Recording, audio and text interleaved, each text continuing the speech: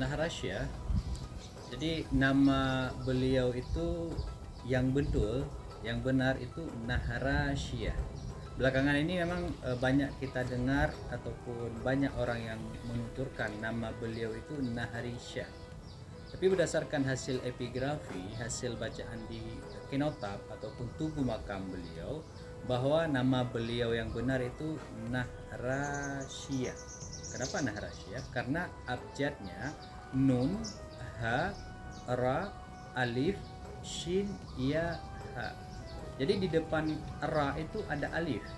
Tidak bisa barisnya kasrah bawah, harus ke atas. Jadi Nahrasya. Jadi kita sebut nama beliau itu Al-Malikah Al-Mu'azzamah Nahrasya, ratu yang di-Pertuan Agung Nahrasya binti Sultan As-Sa'id Asy-Syahid Zainal Abidin bin Sultan Ahmad bin Sultan Muhammad bin Sultan Al-Malik As-Salih. Jadi dari nasab beliau kita mengetahui bahwa beliau adalah garis keturunan Sultan Al-Malik As-Salih. Dan di masa pemerintahan beliau beserta nanti sepupu beliau dan keturunan-keturunan Sultan Al-Malik As-Salih setelah periode beliau ini, itu dikenal dengan periode emasnya Samudra Pasai ataupun masa pertengahan Samudra Pasai, ditandai dengan abad ke-9 Hijriah ataupun abad ke-15 Masehi.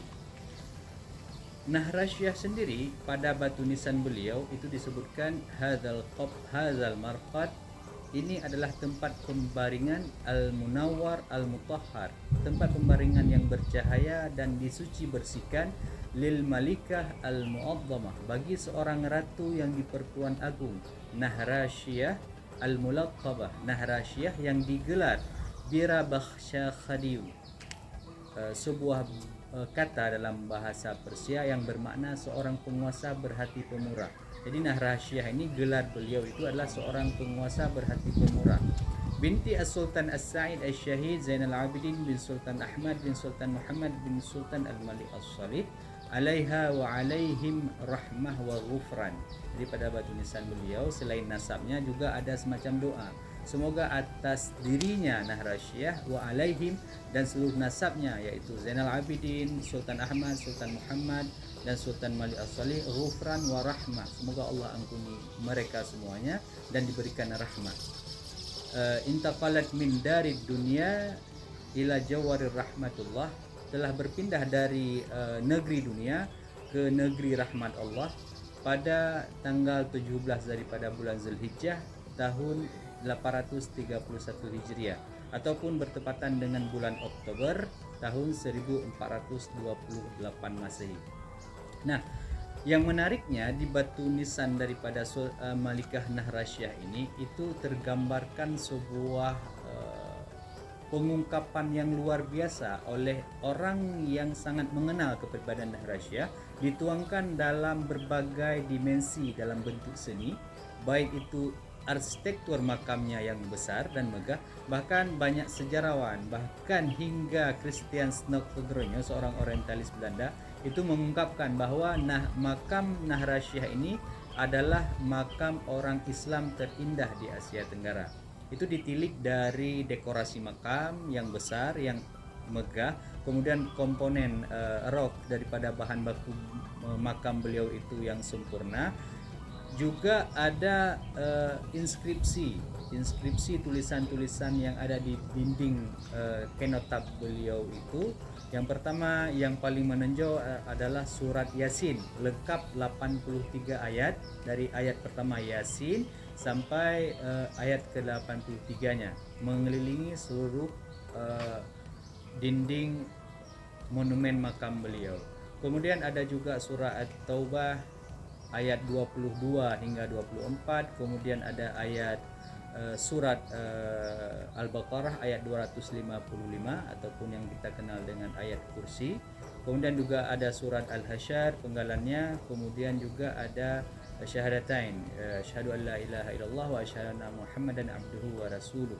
Dan kemudian juga dihiasi dengan ornamen kandil ataupun mishkah yang mengelilingi makam beliau. Sebelah kiri itu ada 8 kandil, sebelah kanan juga ada 8 kandil ditambah dengan penutup di bagian depan itu ada 1 kandil. Kemudian juga ada kaligrafi khat kufi, itu basmalah dibuat dalam seni yang sungguh tinggi, apalagi pada masa-masa itu ditandai dengan kemunculan batu nisan tipologi Kambai, ya, batu nisan yang didatangkan dari Gujarat, dari India.